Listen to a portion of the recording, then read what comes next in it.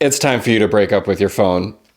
It's a toxic relationship. If you're like me, or rather most of humanity, you are at least a little bit addicted to your cell phone. Depending on which study you read, humans look at their phone an average of 200 times a day. That's about 4.5 hours spent looking at your phone a day. Or if you really want to freak out, 68 days a year. What? My name's Kevin. I am a recovering phone addict. Here's what I did to quit. You can't just quit your phone the same way you did Little League back in the day.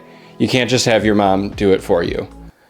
I asked. One of the biggest problems is most of us actually need our phone. It runs our lives. It runs our calendars, our emails, some of us even our businesses. A lot of people don't even have a real computer anymore. They have only a cell phone. But with such great power comes great distractibility. Unfortunately, your phone is also what allows you to doom scroll, stalk your ex, and buy an unnecessary amount of protein snacks on Amazon. One problem at a time. So let's talk about the ways that I am leaving my phone on red, literally and figuratively.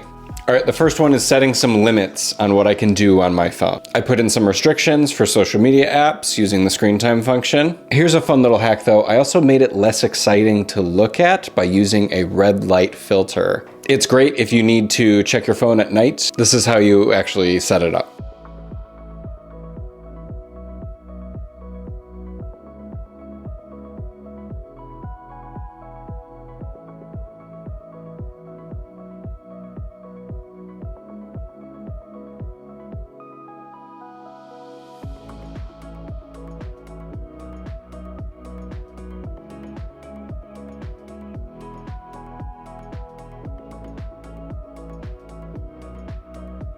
The second one is actually getting rid of any distracting apps. I'm talking Netflix, Peacock, any games on your phone. As a rule, I don't have any games allowed on my phone.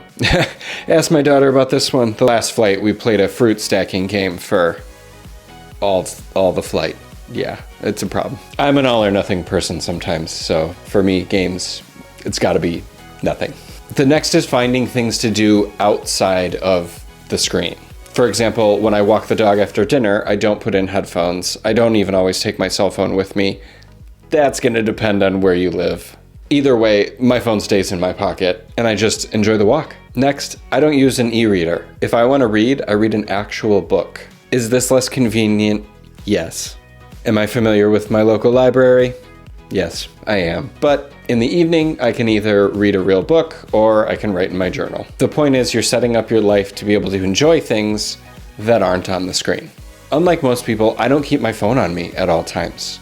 I leave it in another room or I put it on an end table. I'm trying to create some separation. And that separation makes it a lot easier to ignore it for a little while. Live in the real world. You're missing all the good stuff.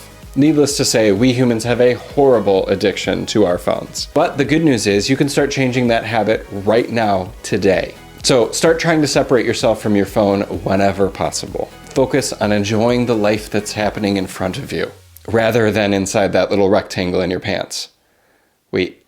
Anyway, if you liked this video, make sure you check out another one coming up next, and don't forget to subscribe to this channel. We talk about all things productivity, time management, and just how to be a better human being. You don't want to miss it. Great, go be productive, and I will see you in the next video.